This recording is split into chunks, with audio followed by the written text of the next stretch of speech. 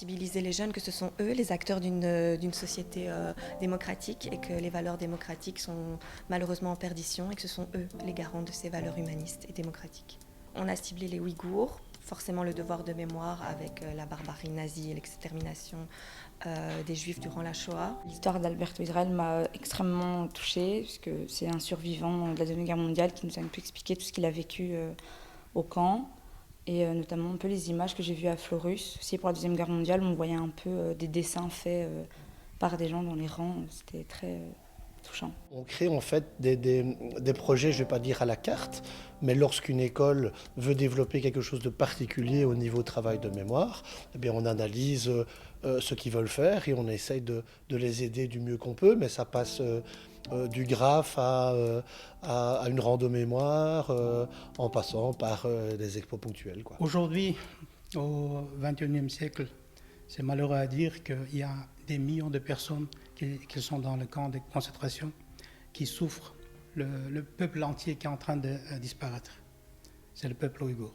Ce peuple, c'est un peuple turcophone, confession musulmane.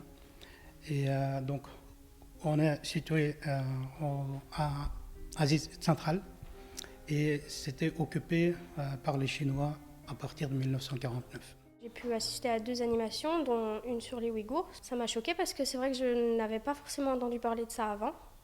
On ne m'avait jamais introduit ce sujet-là. Parce que ces gens-là n'ont pas de parole, donc c'est important qu'on parle à leur place. Alors j'ai été très contente d'être au courant, quoi. Au final, quand on est au courant, on peut finir par faire quelque chose. En parler, le dire, sensibiliser les prochaines générations aussi. Par rapport au peuple ouïghour, j'ai pu entendre un peu leur histoire du peuple, tout ce qu'ils ont vécu, le fait qu'ils peuvent disparaître sans raison et qu'on n'a plus de nouvelles pendant 6 mois.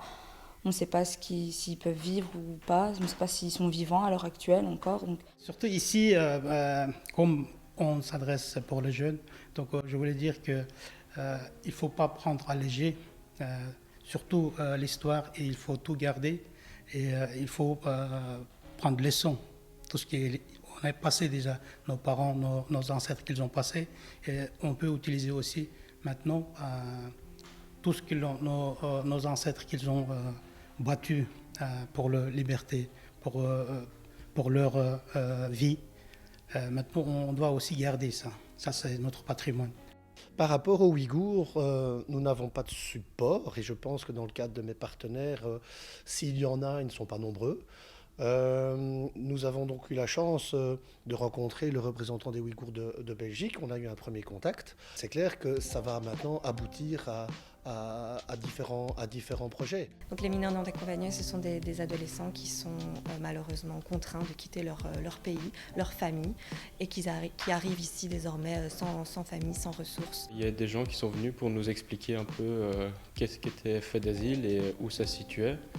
Et ils nous ont expliqué un peu tout ce qui se déroulait dans le centre et qu'est-ce qu'on pouvait faire, qu'est-ce qui se passait et tout ça. Ils sont venus parce qu'il y avait des problèmes qui se passaient dans leur pays. Ça peut arriver à tout le monde, ils ont le même âge que nous, donc ça peut arriver à moi comme à plein d'autres adolescents.